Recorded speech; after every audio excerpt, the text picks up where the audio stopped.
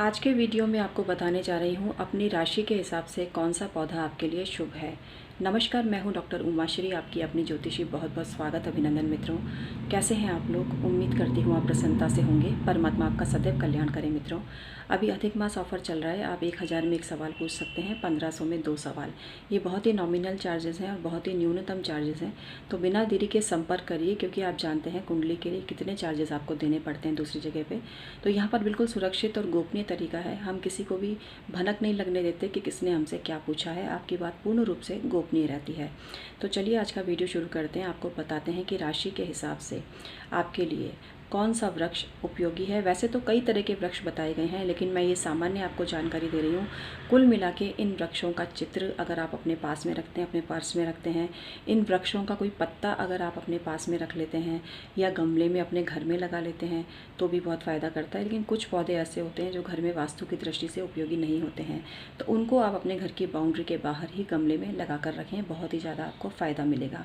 तो मेष राशि से प्रारंभ करती हूँ। मेष राशि वाले जो जातक होते हैं उनको लाल रंग के फूल वाले पौधे अपने घर में ज़रूर लगाने चाहिए।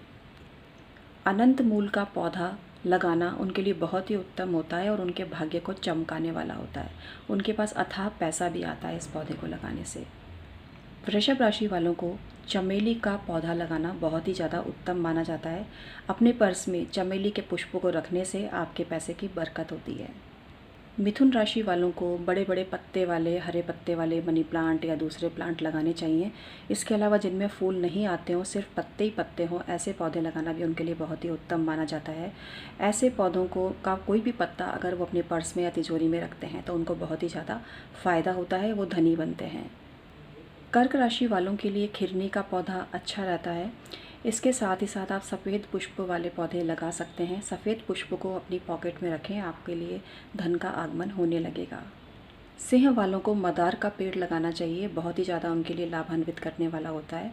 इसके अलावा लाल पुष्प वाले पौधे या भगवा कलर या ऑरेंज कलर के पुष्प या बैंगनी कलर के पुष्प जिस भी पौधे या बेल में आता है उसको लगाना बहुत ही शुभ है और अपने पर्स में भी ऐसे फूलों को आप रखें। कन्या राशि वालों को चिड़चिड़े का पौधा लगाना बहुत ही उत्तम माना गया है। अपामार्ग भी बोलते हैं। अपामार्ग को लगाना बहुत ही उत्तम माना जाता है। इसका पत्ता या इसकी कोई जड़ अगर आप अपने पास में रखते हैं तो आपका भाग्योदय होता है और बहुत ही पैसा आपके पास में आता है। तुला राशि वाले सफ़ेद रंग के ऐसे पुष्प लगाएं अपने घर में जिनमें खुशबू आती हो। ऐसे पुष्प भूलकर भी ना लगाएं जिनमें बदबू आती हो। खुशबूदार पौधे जिनमें सफ़ेद फूल आते हों उनको लगाना बहुत ही उत्तम है। आप अपने पास में भी रख सकते हैं, अपने सिरहाने भी रख सकते हैं, अपनी पॉकेट या तिजोरी में भी सफ़ेद पुष्पों को रख सकते हैं। इनको अगर ये पुष्प सूख भी जाते हैं तो भी कोई दिक्कत नहीं है, इनको आप रख सकते हैं। वृश्चिक राशि वालों को अनंत मूल का पौधा अपने पास लगाना चाहिए। आप चाहें तो अनंत मूल की जड़ भी मिल जाती है पंसारी के पास में, उसे भी अपने पास में रख सकते हैं। किसी भी प्रकार के लाल पुष्प वाले पौधे आपके लिए बहुत ही शुभ रहते हैं। धनु राशि वालों के लिए पीले रंग के फूलों वाले पौधे बहुत ही उत्तम और भाग्य को वृद्धि करने वाले होते हैं। वो भगवा कलर के पुष्प वाले भी पौधे घर में लगा सकते हैं, बेल लगा सकते हैं। इसके अलावा केले का पेड़ सामान्य तौर पर किसी के लिए घर में लगाना बहुत ज़्यादा अच्छा नहीं होता है, लेकिन जिनकी धनु राशि है वो अपने घर में केले का पेड़ लगा सकते हैं और उसकी पूजा भी कर सकते हैं। ऐसा करने से उनको फ़ायदा ही मिलेगा। मकर और कुंभ राशि वालों को अपने घर में ऐसे पौधे लगाने चाहिए जिनमें कोई फल नहीं आता हो और कोई फूल नहीं आता हो। सिर्फ डेकोरेटिव आइटम वाले डेकोरेटिव प्लांट ही अपने घर में लगाने चाहिए। मनी प्लांट बहुत शुभ होता है, एरिका पाम आप लगा सकते हैं। ऐसे पौधे आपके लिए बहुत ही उत्तम माने गए हैं। ऐसे पौधे जिनमें नीले रंग के पुष्प आते हों वो भी आपके लिए उत्तम माने गए हैं, लेकिन ऐसे पौधे जिनमें दूध निकलता हो वो नहीं लगाने चाहिए। मकर और कुंभ राशि वाले कांटेदार प्लांट यानी कैक्टस भी अपने घर में लगा सकते हैं, लेकिन जहाँ तक हो कैक्टस लगाने से बचें। मैं इसको सजेस्ट पर्सनली आपको नहीं करती हूँ। राशि के हिसाब से इसे शुभ जरूर माना गया है, लेकिन ऐसे पौधे नीरसता लाते हैं ज़िंदगी में और शनि ऑलरेडी अगर आपका स्ट्रॉन्ग है तो आपकी ये परेशानी और ज़्यादा बढ़ सकती है। इसलिए घर के भीतर ना लगाकर घर के बाहर ही कांटेदार प्लांट आप लगाएं, घर के भीतर ना लगाएं। कैक्टस इत्यादि घर के बाहर ही लगाएं। मीन राशि वालों के लिए पीले रंग के फूलों वाले पौधे लगाना बहुत ही उत्तम माना गया है। गेंदे के फूल, वज्रदंती का प्लांट, ये सब लगाना बहुत ही ज़्यादा उत्तम आपके लिए माना गया है। आप अपने पर्स में भी गेंदे के फूल की कुछ जो पत्तियां हैं उसको अगर आप रखते हैं, पीले फूल पुष्प की पत्तियाँ मतलब पुष्प की जो लीव्स हैं वो आप अगर अपने पर्स में रखते हैं तो आपका भाग्योदय होता है, आपके हर काम बनते हैं। इसको आप आजमा के देख लेना, करके देख लेना। ये बहुत ही सस्ता सुंदर टिकाऊ उपाय मैंने आपको बताया। आज का वीडियो आपको कैसा लगा मुझे ज़रूर बताइएगा। मैं हूँ आपकी अपनी उमाश्री, नित नई ऐसी जानकारी लेकर आती हूँ। तो मित्रों, बिना देरी किए चैनल को सब्सक्राइब जरूर कर लीजिए। मैं 23-24 वर्षों से ज्योतिष पर कार्य कर रही हूँ और बहुत लोगों को फ़ायदा हुआ है। तो बिना देरी किए आप संपर्क करिए। आप अपने पाम प्रिंट भी भेज सकते हैं, आप अपनी फ़ोटो एनालिसिस भी करवा सकते हैं। इसके अलावा ज़िंदगी की कोई विकट से विकट परिस्थिति से आप जूझ रहे हैं तो ज़रूर अपनी कुंडली दिखाइए। हो सकता है मैं आपकी कोई प्रॉब्लम सॉल्व कर पाऊँ। उपाय तो आपको ही करने पड़ेंगे, मैं सिर्फ आपको सजेस्ट करूँगी।